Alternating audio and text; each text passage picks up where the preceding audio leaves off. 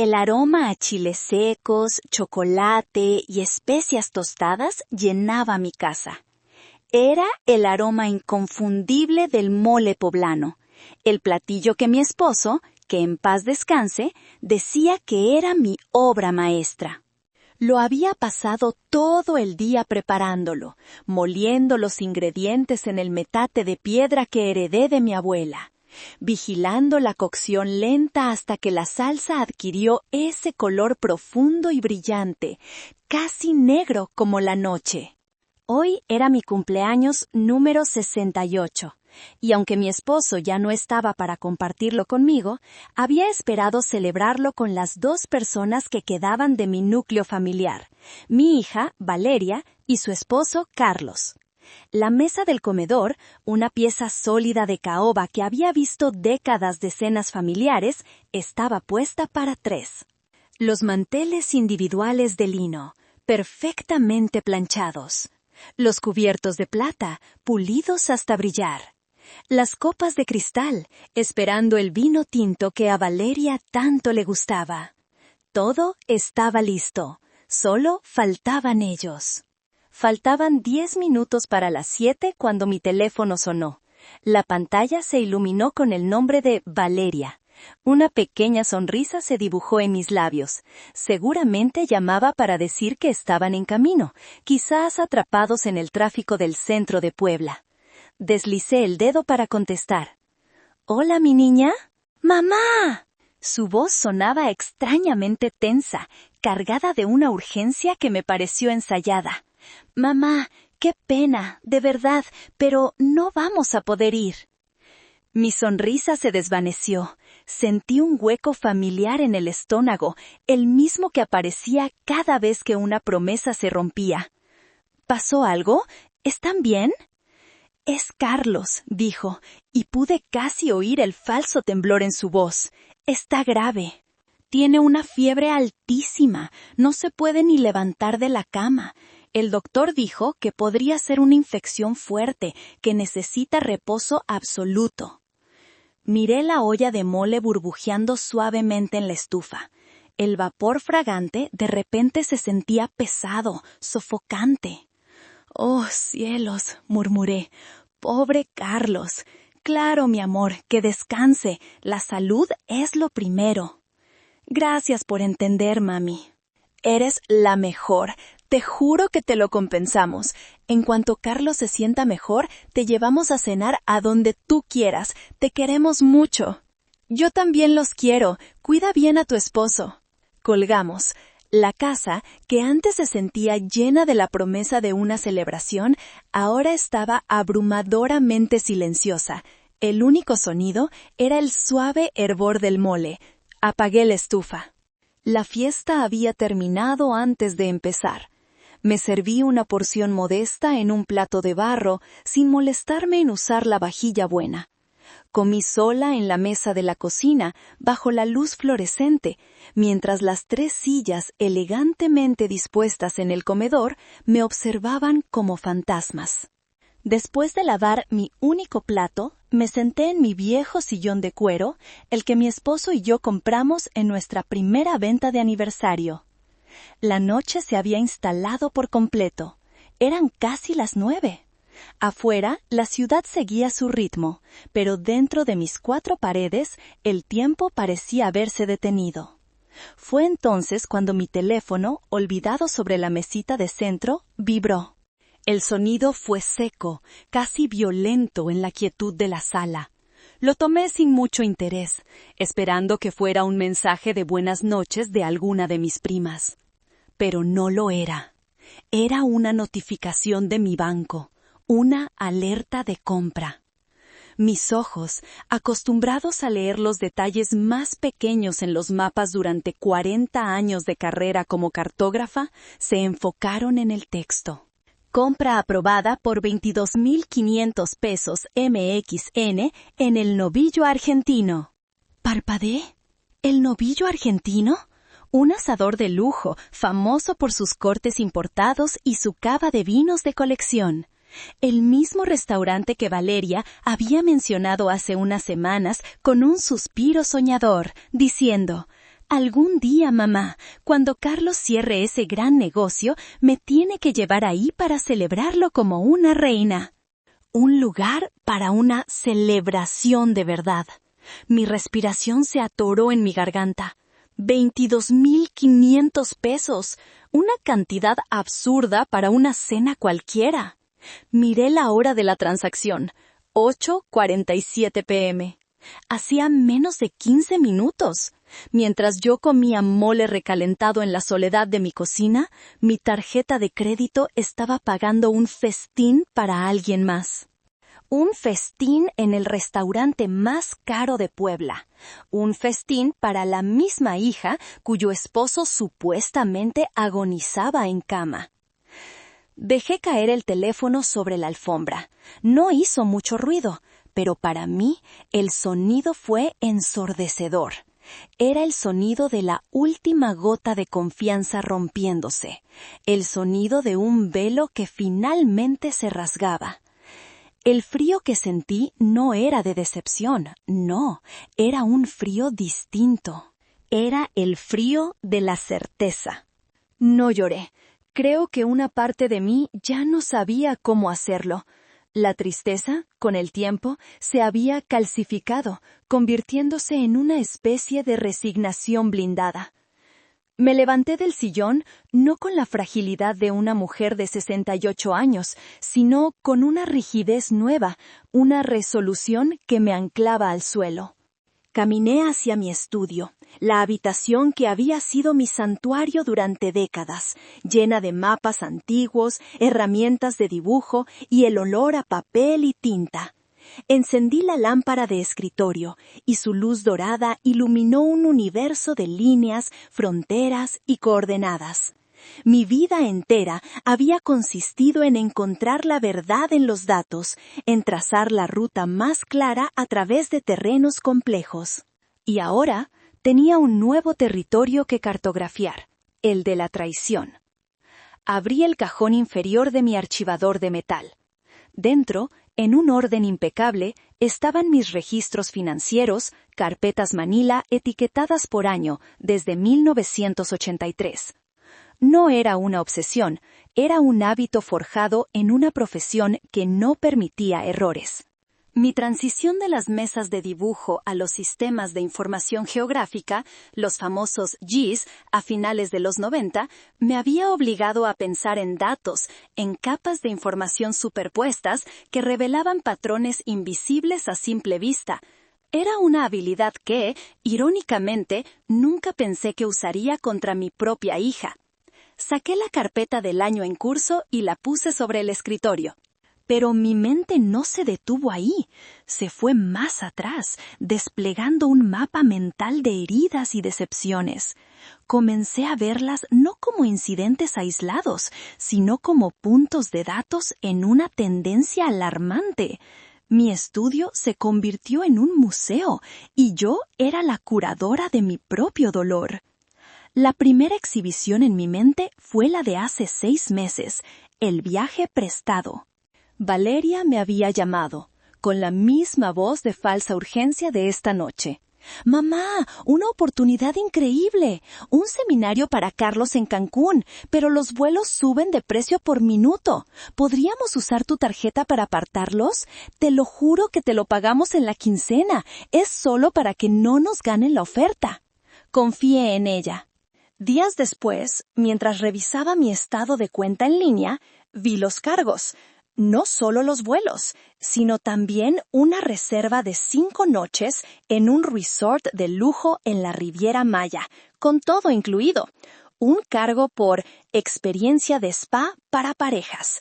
Un cargo de un restaurante con estrellas Michelin en la zona hotelera. Cuando la confronté con la evidencia en la pantalla de mi tableta, ella se rió, una risa cantarina y despreocupada. «Ay, mamá, qué raro. Seguro el sistema del hotel se equivocó y mezcló las cuentas. Qué pena con ellos. Deja que les llame para aclarar». Por supuesto, nunca llamó. Y yo, cobardemente, nunca volví a preguntar. Luego, mi mente proyectó la segunda exhibición. El aniversario olvidado. Era el 10º aniversario de la muerte de mi esposo. No pedí mucho, solo una cena tranquila en casa, para recordarlo juntos. Valeria y Carlos llegaron 2 horas tarde. Trajeron una botella de vino barato que seguramente les regalaron en el trabajo. Durante la cena, no dejaron sus teléfonos, respondiendo mensajes, mostrando videos tontos. Apenas probaron el estofado que a su padre tanto le gustaba. Se fueron antes del postre. Tenemos un compromiso social, mamá, de esos a los que no se puede faltar, ya sabes, para hacer contactos. Lo sabía. Sabía que sus contactos eran más importantes que la memoria de su padre. Y la pieza central de la colección, la más dolorosa, el préstamo fantasma. Hacía 2 años, Carlos se sentó en mi sala, con una expresión seria y un portafolio lleno de gráficos que no entendía. Me habló de una inversión de bajo riesgo y alto rendimiento, una oportunidad única para un negocio de importación. Necesitaba 80,000 pesos como capital inicial. Se lo devolveremos con intereses, suegra, me prometió, poniendo su mano sobre la mía. Esto es para asegurar el futuro de Valeria, su futuro. Se los di. Transferí mis ahorros, el dinero que guardaba para remodelar el baño. Un mes después, en una foto que Valeria subió a sus redes, vi a Carlos luciendo un reloj de marca suiza que costaba, como mínimo, la mitad del préstamo. Valeria, a su lado, llevaba un bolso de diseñador nuevo. El negocio de importación nunca más fue mencionado. Cada recuerdo era un punto en el mapa.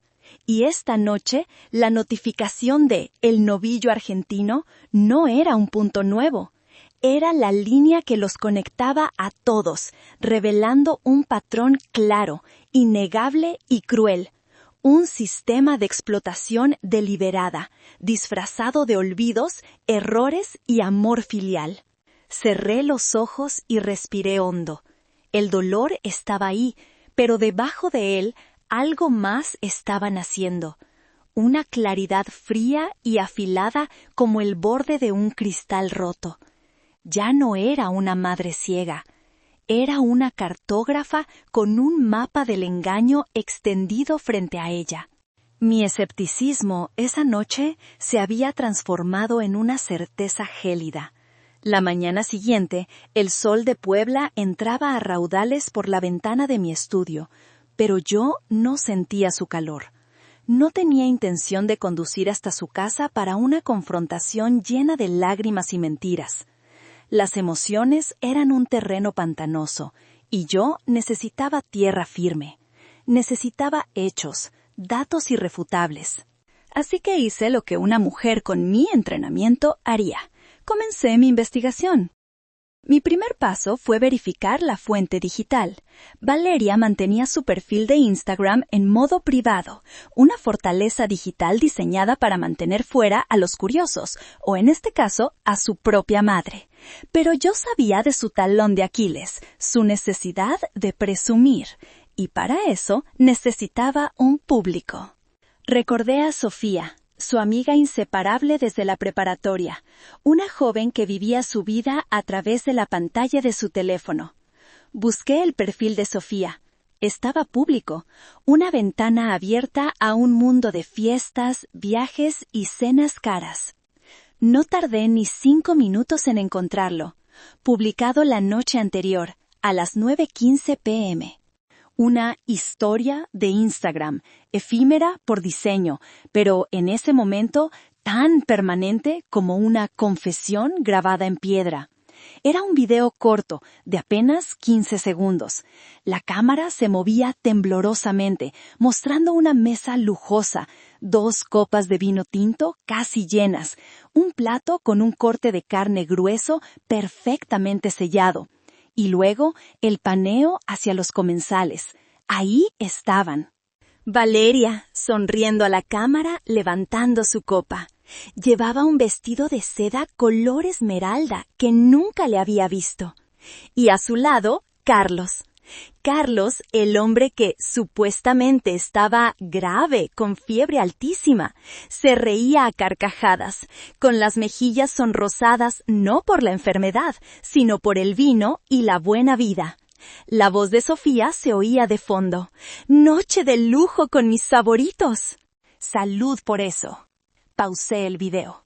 Con mis dedos hice zoom en la imagen, una y otra vez, como si estuviera examinando una fotografía satelital en busca de anomalías.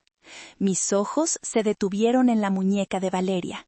Llevaba una pulsera nueva, una fina cadena de oro con un pequeño dije que brillaba bajo las luces del restaurante. Pero no fue eso lo que me heló la sangre. Fue lo que estaba sobre la mesa, junto a su plato. Una pequeña caja de regalo de un característico color azul turquesa.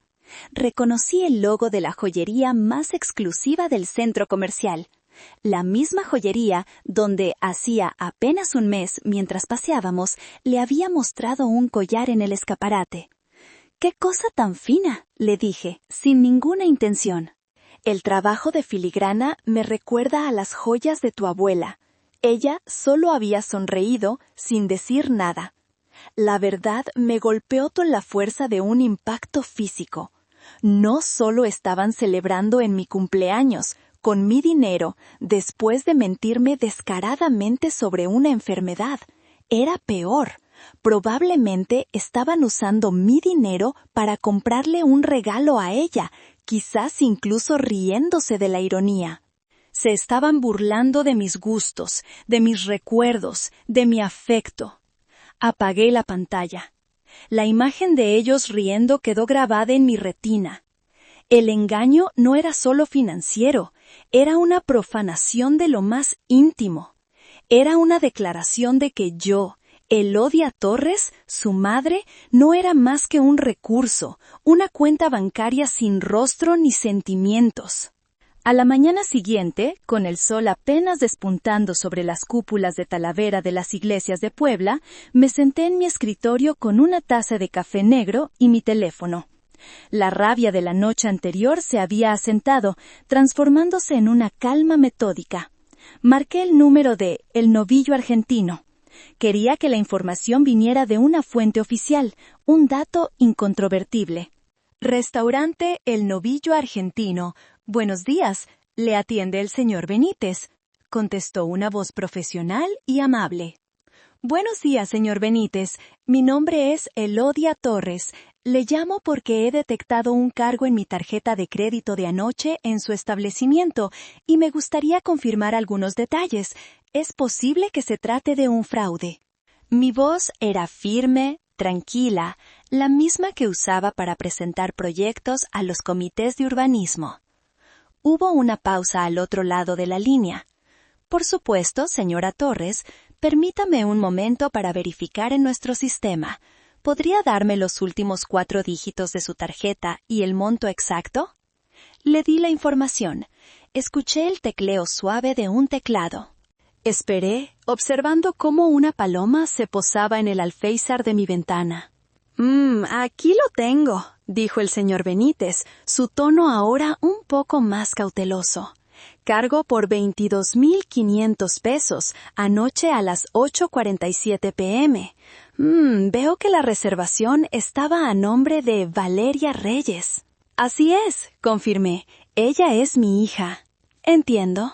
«Bueno, señora Torres, le puedo asegurar que el cargo es completamente legítimo. La transacción se procesó sin ningún problema». Hizo una pausa y luego añadió la frase que se convertiría en el epicentro de mi resolución.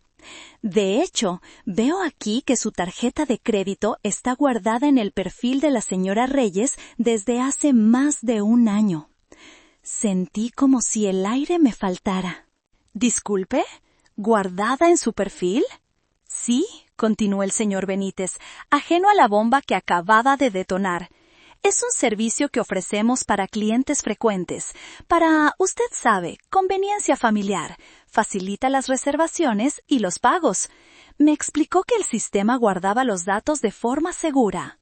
Y luego remató. Revisando el historial, veo que esta tarjeta se ha utilizado aquí en 4 ocasiones distintas en los últimos 8 meses. 4 ocasiones. Conveniencia familiar. Las palabras resonaban en mi cabeza, despojadas de su significado original y redefinidas como sinónimos de engaño y abuso sistemático.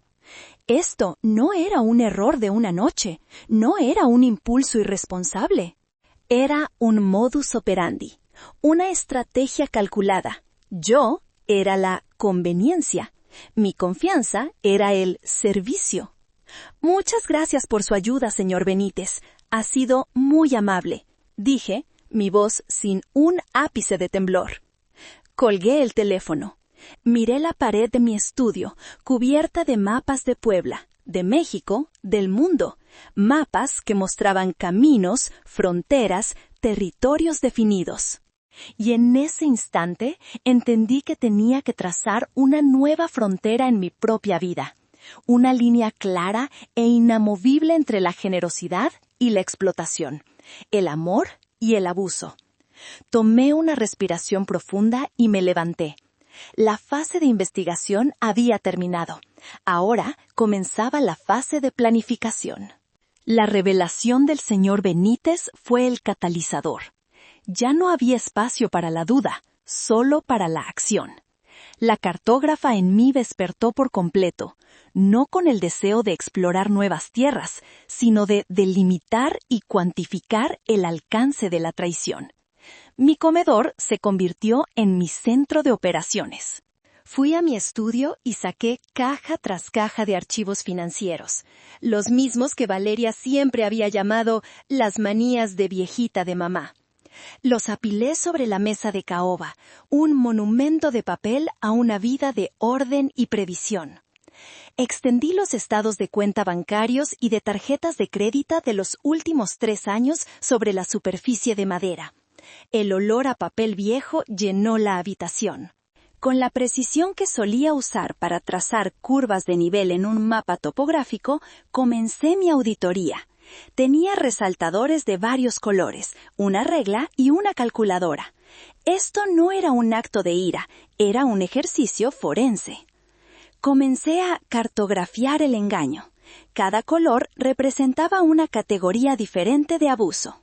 El rojo era para lujos personales evidentes, cargos en boutiques de ropa donde yo nunca compraría, tratamientos en spas a los que nunca había asistido, suscripciones a servicios de belleza que llegaban a nombre de Valeria. El azul era para viajes y entretenimiento. No solo el viaje a la Riviera Maya, sino también escapadas de fin de semana a San Miguel de Allende, boletos de avión a Oaxaca, cenas en restaurantes que yo solo conocía de nombre. El amarillo era para los gastos más insidiosos, los que se disfrazaban de necesidades, compras de supermercado en tiendas gourmet por montos exorbitantes, suscripciones a múltiples plataformas de streaming que yo no veía, incluso el pago de la pensión de un entrenador canino de élite para su perro, un bulldog francés llamado Hércules. Cada transacción era una coordenada en el mapa de su deshonestidad. Una compra de casi 5,000 pesos en una tienda de vinos finos. La membresía anual de un club deportivo exclusivo. Boletos para conciertos de artistas que yo ni siquiera conocía. Con cada nueva evidencia, el dolor se iba transformando en una fría determinación. No solo me habían robado dinero. Me habían robado la tranquilidad, habían abusado de mi confianza hasta convertirla en una herramienta para su propio placer. Abrí una hoja de cálculo en mi laptop, la misma que usaba para mis proyectos de GIS. Creé columnas, fecha, descripción, categoría, monto. Con paciencia metódica, introduje cada cargo fraudulento. Línea por línea, la magnitud del engaño crecía. Los números en la pantalla se sumaban, implacables. Eran más de 100 transacciones a lo largo de 36 meses. Cuando terminé, la celda final, la que contenía la suma total, brillaba en la pantalla. Me quedé mirándola por un largo rato. $387,450 mexicanos. La cifra flotaba frente a mí, obscena en su magnitud. Era el equivalente al enganche de un departamento. Era más de lo que mi esposo y yo habíamos tardado 10 años en ahorrar al principio de nuestro matrimonio. Era el dinero que había guardado para mi vejez, para cualquier emergencia médica, para vivir mis últimos años con dignidad y sin preocupaciones. Fue entonces cuando mi mirada se desvió hacia una fotografía enmarcada en el librero. Era Valeria, a los 7 años, sonriendo sin dientes, abrazando un oso de peluche. La niña de la foto me miraba con una inocencia que me partió el corazón. Y por primera vez en 24 horas sentí que las lágrimas querían salir. Me acerqué y tomé el portarretrato. Acaricié el cristal frío sobre su rostro sonriente y me pregunté, en un susurro que se perdió en la habitación silenciosa, ¿en qué momento, mi niña? ¿En qué momento te perdí? ¿En qué momento dejé que esto pasara? ¿Fui tan ciega por amor? ¿O simplemente fue más fácil no ver? Ese momento de vulnerabilidad fue breve, pero necesario. Me permitió llorar no por el dinero, sino por la relación rota, por la hija que ya no reconocía. Coloqué la foto de nuevo en su lugar, pero esta vez le di la vuelta. Ya no podía mirar a esa niña inocente. Tenía que lidiar con la mujer en la que se había convertido. Regresé al escritorio. Mi momento de duelo había terminado. La auditoría estaba completa. Ahora era el momento de redactar el informe. Con la cifra final de la auditoría resonando en mi cabeza, la tristeza se evaporó, dejando en su lugar un propósito claro y afilado. El duelo por la hija que había perdido se había completado.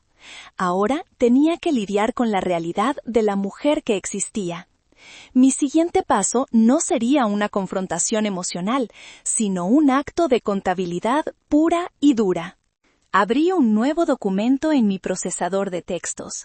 En la parte superior, con una fuente seria y profesional, escribí el encabezado: Factura por servicios y préstamos no reembolsados. Debajo añadí los detalles: a la atención de señora Valeria Reyes y señor Carlos Mendoza.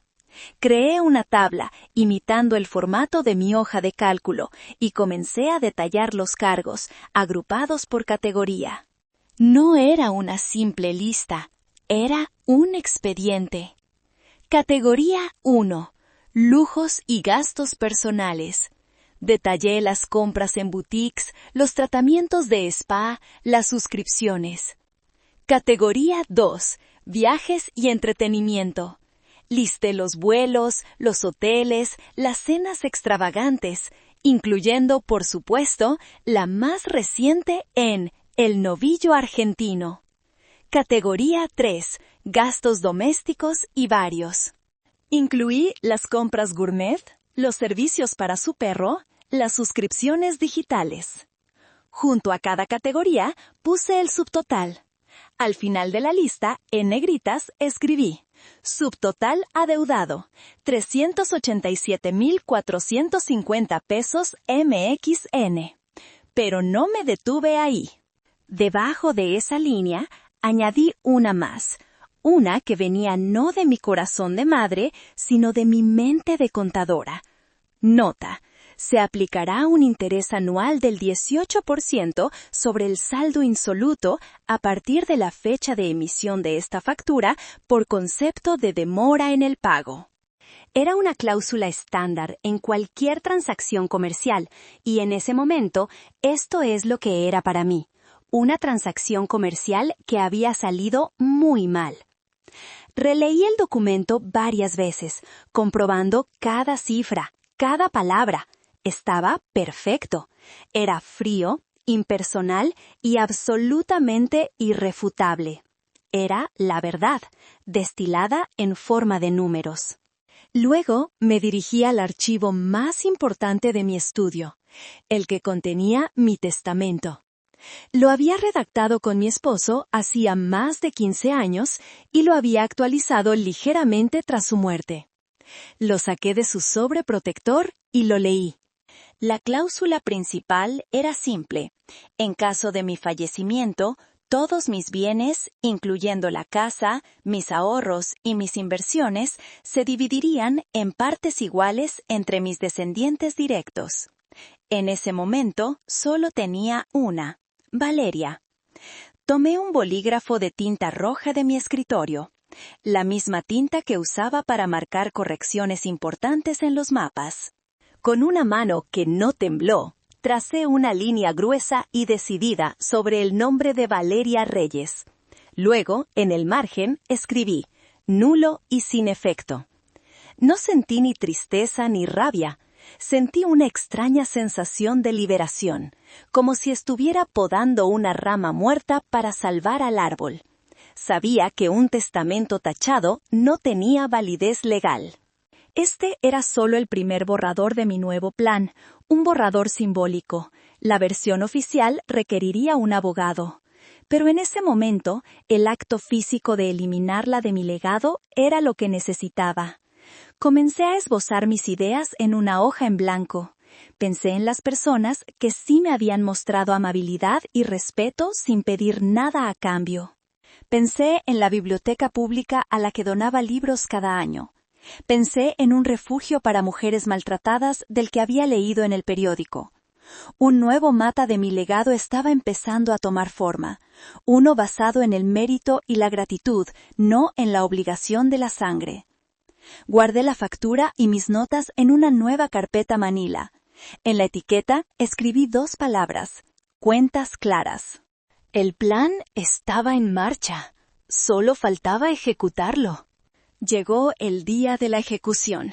Imprimí 3 copias de la factura por servicios y préstamos no reembolsados. El papel era grueso, de buena calidad. La impresión era nítida. Parecía un documento oficial porque para mí lo era. Una copia fue para mi nueva carpeta, Cuentas Claras. Otra la guardé en la pequeña caja fuerte que tengo en mi armario, junto a las escrituras de la casa. La tercera la doblé cuidadosamente y la introduje en un sobre grande de color Manila. No la enviaría por correo normal. Necesitaba una prueba de entrega, una confirmación de que la bomba había llegado a su destino. Fui a la oficina de mensajería y pagué por un servicio de entrega certificada, con acuse de recibo y firma del destinatario. Mientras el empleado procesaba el envío, me sentí completamente en calma. No había nerviosismo, solo la serena certeza de que estaba haciendo lo correcto. Estaba reclamando mi territorio, estableciendo mis fronteras. Los 2 días siguientes fueron extrañamente pacíficos. Me dediqué a mi jardín. Podé mis rosales, quité las malas hierbas, regué mis helechos. El trabajo físico me ayudaba a mantener la mente clara. Hablé con mi vecina, Inés, una madre soltera joven y trabajadora que vivía en la casa de al lado con su hijo de 7 años, Mateo. Le regalé unas flores de mi jardín. Mateo me enseñó un dibujo que había hecho de un dinosaurio. Eran momentos simples, genuinos, que contrastaban brutalmente con la complejidad tóxica de mi relación con mi propia hija. La tarde del segundo día, mientras estaba trasplantando unas violetas, mi teléfono vibró en el bolsillo de mi delantal. Era un correo electrónico. El asunto decía, confirmación de entrega. Lo abrí. El mensaje era breve y directo. A las 14:32, firmado por V. Reyes. Leí la línea una y otra vez. V. Reyes. Lo tenía. La mecha estaba encendida. Me quité los guantes de jardinería, me lavé las manos y me preparé una taza de té de manzanilla. Me senté en mi sillón favorito, el que daba al jardín, y esperé. Sabía que la tormenta no tardaría en desatarse. Y por primera vez en mucho tiempo, no le tenía miedo. Estaba lista. Tenía mi mapa, mi brújula y un terreno firme bajo mis pies. La tormenta llegó a las 6:15 de la tarde. El primer trueno fue la llamada de Carlos. No hubo un hola ni un ¿cómo estás? Solo una explosión de incredulidad y furia mal contenida. Elodia, ¿qué demonios es esto? ¿Nos has enviado una factura? ¿Es una broma de mal gusto? Sostuve el teléfono a unos centímetros de mi oreja. Tomé un sorbo de mi té antes de responder, mi voz tan serena como la superficie de un lago en un día sin viento. No es una broma, Carlos, es contabilidad, pura y simple contabilidad. ¡Contabilidad!, gritó. ¿Llamas contabilidad a esta locura? Son casi 400,000 pesos. ¡Estás loca!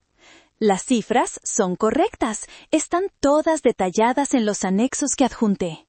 Si tienes alguna duda sobre algún cargo en particular, podemos revisarlo. Se quedó en silencio por un momento, claramente desarmado por mi calma. Luego farfulló. Esto es un insulto, después de todo lo que hemos hecho por ti. Me gustaría que me detallaras exactamente qué es lo que han hecho por mí, Carlos. Tómate tu tiempo. Colgó. El primer relámpago había pasado. Sabía que el siguiente no tardaría. Y así fue. Menos de 5 minutos después, el teléfono volvió a sonar. Era Valeria. Esta vez, la estrategia fue diferente. En lugar de ira, me encontré con un torrente de lágrimas y acusaciones.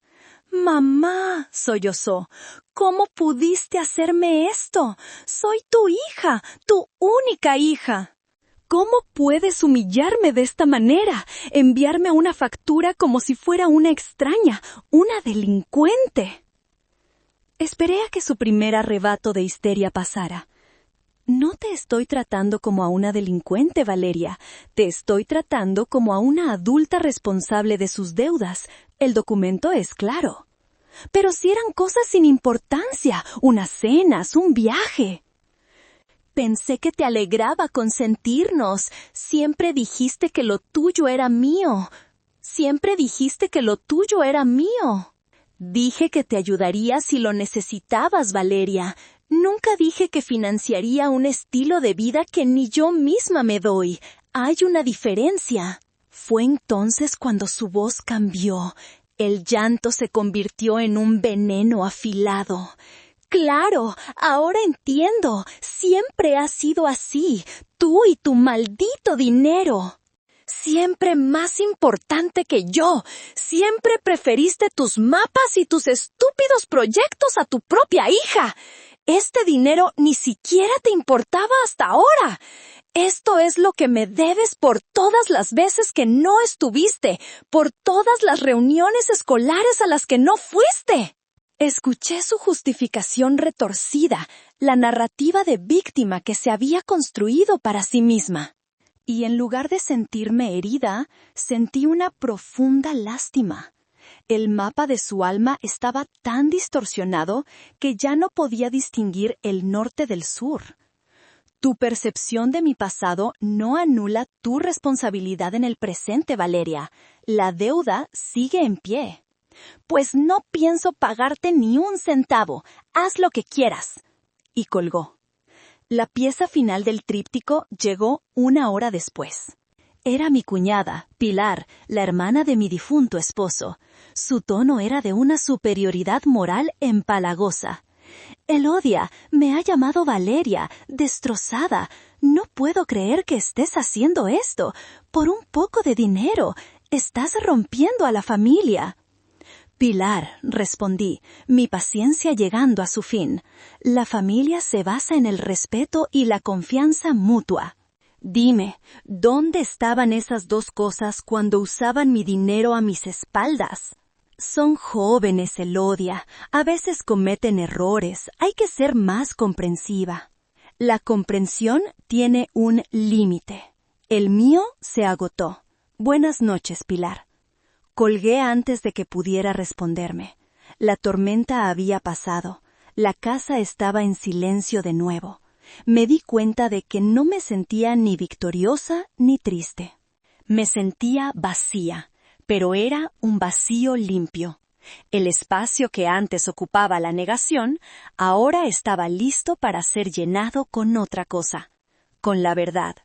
Pasaron 3 días de un silencio tenso, cargado de mensajes no enviados y llamadas no hechas. Supuse que estarían planeando su siguiente movimiento, quizás consultando con amigos, buscando una estrategia para manejar a la vieja loca que de repente había decidido cobrar sus deudas. Su siguiente táctica fue una que no esperaba. El sábado por la mañana, el timbre de mi puerta sonó. Al abrir, me encontré a Valeria y a Carlos en mi porche.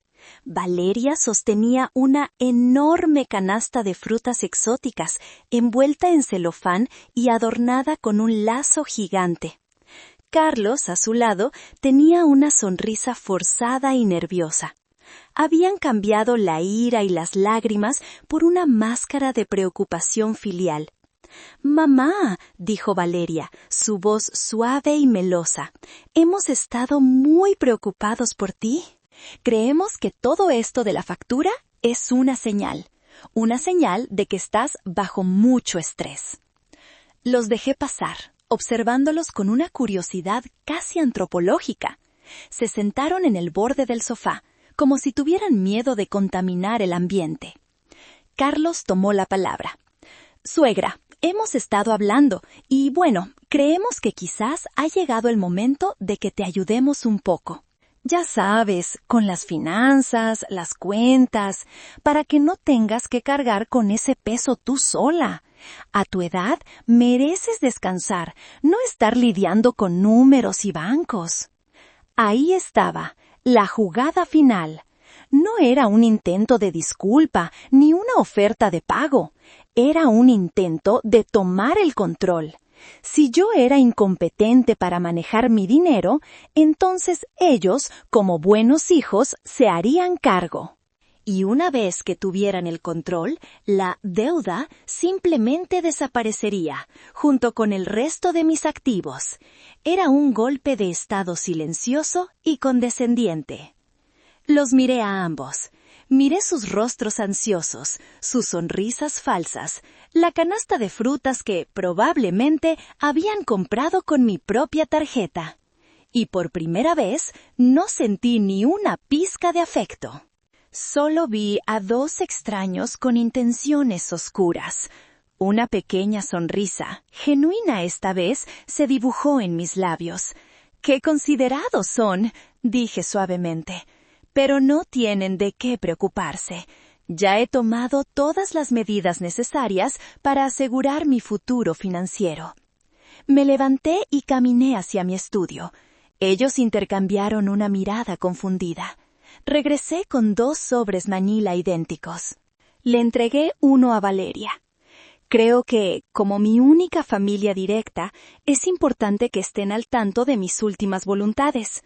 Este es un asunto que he estado posponiendo, pero su reciente preocupación por mi bienestar me ha motivado a poner todo en orden. Es una copia de mi Nuevo Testamento, debidamente firmado y notariado ayer por la tarde. Valeria abrió el sobre con manos temblorosas. Carlos se inclinó para leer por encima de su hombro. Vi sus ojos recorrer rápidamente las primeras páginas, buscando la cláusula de los herederos. La encontraron. El rostro de Valeria perdió todo color. Se volvió de un blanco ceroso, fantasmal. Su boca se abrió, pero no salió ningún sonido. Carlos se enderezó de golpe, como si le hubieran dado una descarga eléctrica. «¿Qué es esto?», balbuceó Valeria finalmente, su voz un susurro ronco. «¿Inés? ¿Quién es Inés?» «Inés es mi vecina», respondí con calma. «Una mujer maravillosa que me trae el pan por las mañanas sin que se lo pida, y cuyo hijo, Mateo, cree que mis rosales son mágicos. Ella será la única beneficiaria de todos mis bienes». El silencio que siguió fue tan denso que parecía tener peso físico. La jugada maestra no era la factura, era esto. La factura era solo un asunto de dinero. El testamento era un asunto de valor. Y yo, finalmente, había decidido dónde invertir el mío. La máscara de preocupación de Valeria se hizo añicos, revelando un rostro contraído por la incredulidad y una furia pura. El documento se le resbaló de las manos y cayó al suelo, esparciendo sus hojas sobre la alfombra persa. «¡No!», gritó, su voz subiendo varias octavas. «No puedes hacer esto. Soy tu hija. Es mi derecho de nacimiento». «Un derecho que revocaste con cada mentira, con cada cargo en mi tarjeta, Valeria», respondí, mi voz sin alterarse. Carlos, por su parte, parecía haber perdido la capacidad de hablar. Su mirada iba del testamento en el suelo a mi rostro, una y otra vez. Pude ver el pánico en sus ojos. Pude ver cómo su futuro de lujos financiados por su suegra se derrumbaba ante él. Su mano se movió instintivamente hacia su muñeca, tocando el reloj caro que yo había pagado, como si buscara consuelo en el último vestigio de su estatus robado. «Pero ella es una extraña», exclamó finalmente, encontrando su voz. «Nosotros somos tu familia». Me levanté del sillón. Por primera vez en años me sentí más alta que ellos, no en estatura, sino en autoridad. Los miré desde mi nueva posición de poder, una posición que no venía del dinero, sino de la verdad. «La familia, Carlos», dije, y cada palabra era clara y precisa. «Se demuestra con acciones, no se reclama con palabras». La familia no es una obligación, es una elección diaria. Y ustedes, durante años, han elegido no serlo. Inés y su hijo me han dado más amor y compañía genuina en un año que ustedes en la última década. Ellos riegan mis plantas cuando salgo de viaje. Ustedes vacían mi cuenta bancaria. Me acerqué a la puerta principal y la abrí de par en par. La luz de la tarde entró en la sala, iluminando el polvo que flotaba en el aire. La conversación ha terminado.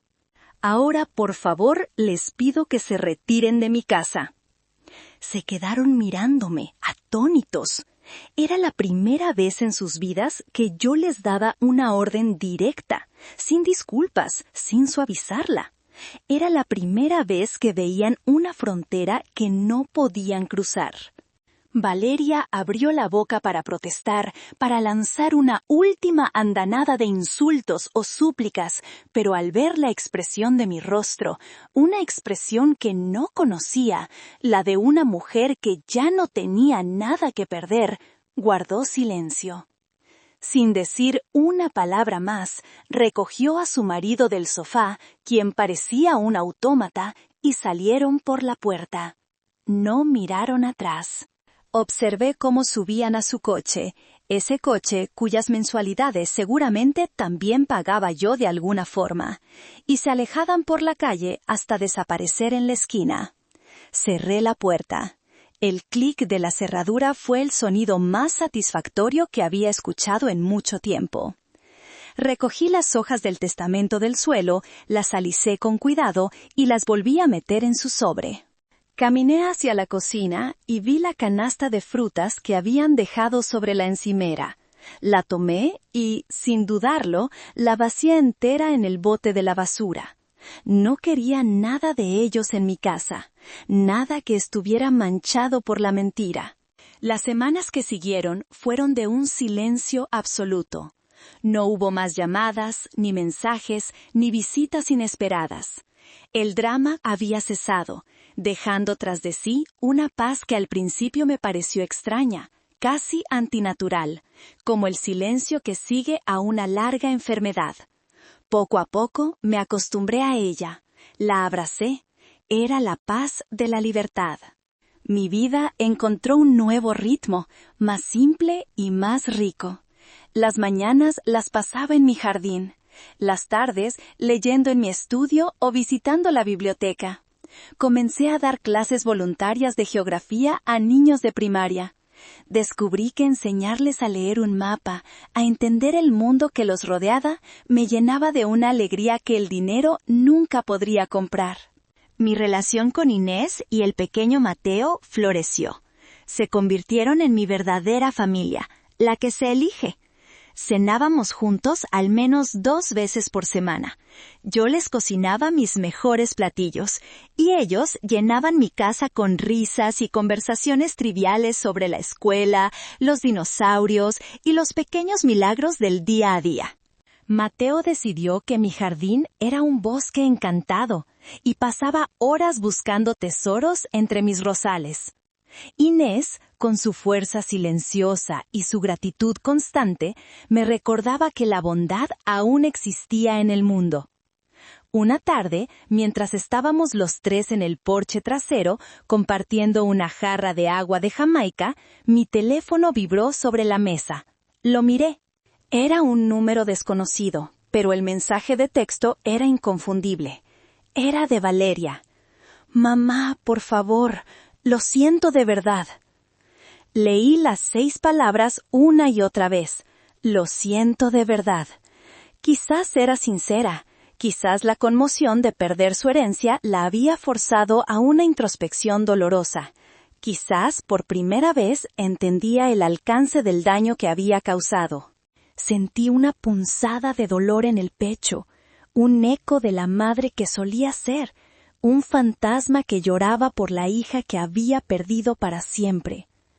Por un instante, una parte de mí quiso responder, abrir esa puerta una última vez, ver si algo se podía salvar de los escombros. Pero entonces Mateo tiró de la manga de mi blusa. «Mira, Elodia», me dijo, mostrándome un dibujo que acababa de terminar. Eran 3 figuras de palitos, tomadas de la mano bajo un sol sonriente. Una era alta, yo. Otra era mediana, su mamá, y la más pequeña, con el pelo alborotado, era él. «Somos nosotros», dijo con orgullo. Miré el dibujo, con sus colores brillantes y sus líneas imperfectas, y luego miré el mensaje en mi teléfono, con sus palabras grises y tardías. La elección era clara: el pasado o el presente, la herida o la sanación, el mapa de un territorio perdido, o la brújula que apuntaba hacia un nuevo horizonte. Con un dedo borré el mensaje de Valeria sin responder. Apagué el teléfono y lo dejé sobre la mesa. Tomé la mano de Mateo. «Es precioso, mi niño», le dije, y mi sonrisa era genuina. «Somos nosotros». Mientras el sol de la tarde comenzaba a descender, pintando el cielo de Puebla con tonos naranjas y morados, me quedé mirando mi jardín, mi pequeño reino de paz. Ellos dijeron que yo estaba rompiendo la familia, pero ¿cómo puedes romper algo que ya estaba hecho pedazos por dentro? Quizás lo único que hice fue dejar de intentar sostener los fragmentos con mis propias manos. Quizás solo elegí salvarme a mí misma. ¿Hice lo correcto?